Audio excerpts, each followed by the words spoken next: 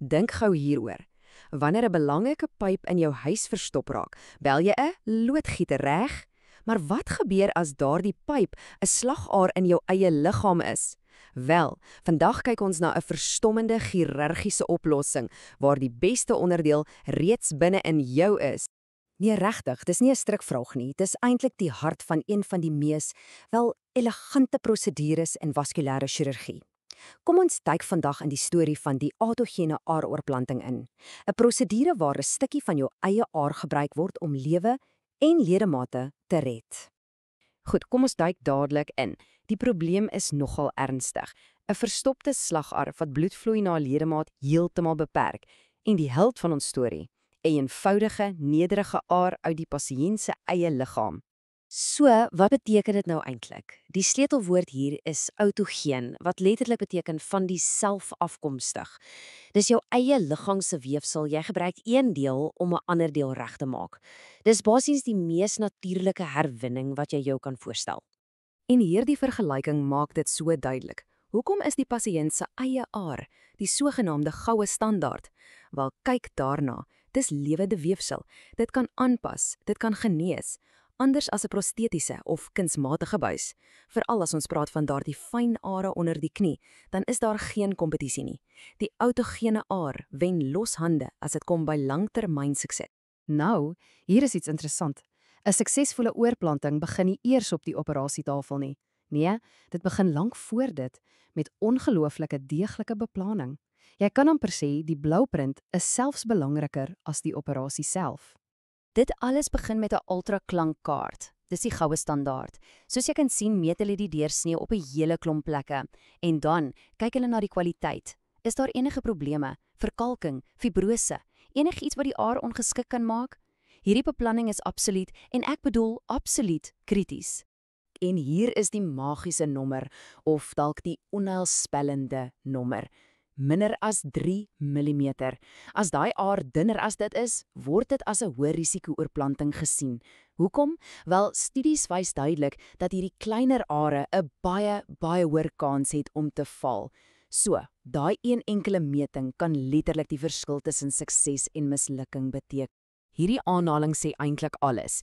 Jy moet onthou, daai are is nie net 'n stukkie dooie pyp nie. Dis lewende, delikate weefsel, veral daai binneste voering, die endoteel. Dis ongelooflik broos.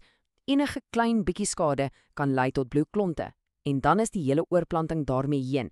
So die hele proses, van begin tot einde, vereis uiterste sorg.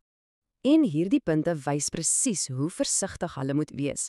Chirurge gebruik 'n sogenaamde geen-aanrakingstegniek.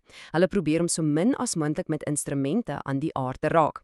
En wanneer hulle dit toets vir lekkersis, hulle gebruik superlae druk, want, glo dit of nie, 'n gewone spuit kan genoeg druk genereer om daai fyn binneste voering te skeer. Selfs die vloeistof waarin hulle die aar bære, is spesiaal ontwerp om dit te beskerm.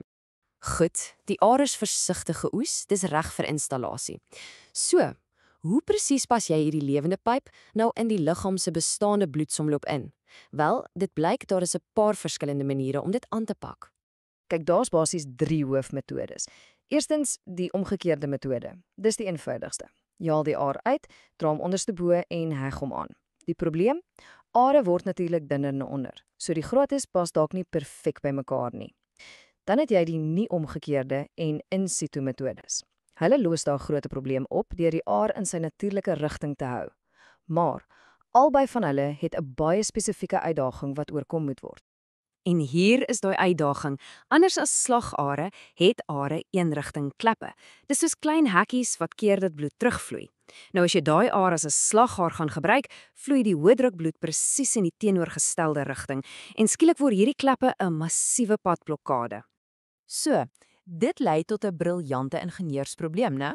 Hoe maak jy hierdie interne eenrigting hekke permanent ook sonder om die hele pyp te beskadig? Die oplossing is regtig slim en fyn. Die antwoord is 'n spesiale instrumentjie, 'n valvulatoom. Dink aan dit as 'n lang, dun instrument met 'n klein lemmetjie of 'n hakie aan die punt. Hulle ryg dit versigtig binne in die aar in en gebruik dit dan om daai klipblare presies te sny. Dit maak hulle permanent oop sodat die bloed vrylik kan deurvloei. Goed, Ons het nou gepraat oor hoe die aai voorberei word, maar hoe kom dit in die eerste plek uit die been uit? En hier is daar nogal 'n groot debat in die chirurgiese wêreld tussen twee hooftegnieke. Aan die een kant het jy die tradisionele metode, een lang oop insnyding. Dit gee die chirurg perfekte sigbaarheid, volle beheer, maar die risiko van wondinfeksie is hoër. Aan die ander kant is die endoskopiese metode, 'n paar klein gaatjies en 'n kamera. Dit beteken baie minder wondprobleme, wat wonderlik is, maar dis tegnies baie moeiliker. En party studies sê dat die aar dalk nie so lank oop bly op die lang duur nie. Dis daai klassiese mediese afweging, korttermyn herstel teenoor potensiële langtermyn uitkomste. So, die operasie is verby, bloedvloei is herstel, fantasties. Maar die werk is nog lank nie verby nie. Die installering van daai oorplanting is regtig net die begin. Die ware uitdaging is om te sorg dat dit hou vir jare. Hierdie tydlyn is ongelooflik insiggewend. As 'n oorplanting in die eerste maand misluk, is dit amper altyd 'n tegniese probleem, iets soos 'n foutiewe hegting of 'n knak in die aar. As dit na 'n paar jaar misluk, is dit gewoonlik weens aterosklerose, presies dieselfde siekte wat die oorspronklike probleem veroorsaak het. Maar kyk na daai middelste tydperk, van so 1 maand tot 2 jaar. Dis waar die oorplanting se mees unieke vyand skuil. En daai vyand se naam is intimale hiperplasie. Dis basies die liggaam se eie genesingsproses wat wel amok maak. As 'n reaksie op die trauma van die operasie en die nuwe hoëdruk omgewing, begin die spierselle in die aar se wand net te veel vermeerder. Hulle vorm 'n dik, littekene-agtige laag aan die binnekant wat die aar stadig maar seker vernou en uiteindelik kan laat misluk. En juis as gevolg van hierdie risiko's, moet pasiënte lewenslank gemonitor word. Dit beteken gereelde ondersoeke, metings van bloeddruk in die enkel en die heel belangrikste, duplex ultraklank. Hierdie skannerings kan 'n vernouing as gevolg van daai intimale hiperplasie baie vroeg optel, wat chirurge die kans gee om in te gryp lank voor die oorplanting heeltemal val. So op die ou end is dit wat hierdie hele prosedure so merkwaardig maak. Dit gaan nie net oor die vervanging van 'n stuk in 'n onderdeel nie. Dit gaan daaroor om 'n lewende, dinamiese stuk van die liggaam te neem en dit te herposisioneer om 'n werk te doen waarvoor dit nooit ontwerp is nie. Dis 'n meesterstuk van beide chirurgiese tegniek en biologie. En dit los ons met hierdie laaste uitdagende vraag. Ons het die meganika, die loodgieterswerk van die prosedure, min of meer vervolmaak, maar die grootste struikelblok wat oorbly is die biologie. Die stryd teen daai intimale hiperplasie en die aterosklerose. So die volgende groot deurbraak, dit gaan waarskynlik nie in die operasietafel gebeur nie, maar eerder in die laboratorium, waar ons moet uitvind hoe om hierdie perfekte onderdeel vir 'n leeftyd te laat hou.